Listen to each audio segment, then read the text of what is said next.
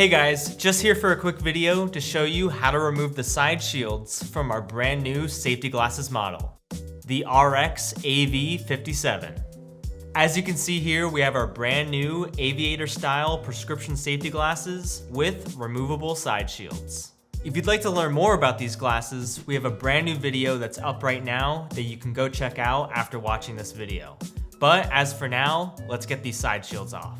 To remove these shields, you have to slide them up the temple bars instead of down, which is typical for most other safety glasses models. Simply bend the temple bar back, and you have to go a little bit far for this. Then get a firm grip on the side shield, and then with this hand and your thumb, pop it up and forward off the frame. If you want to put it back on, just do it in reverse.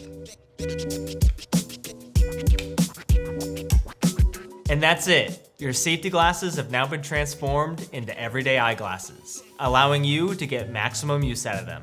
To learn more about these and many other safety glasses frames that we have to offer, you can find them on our website at rx-safety.com.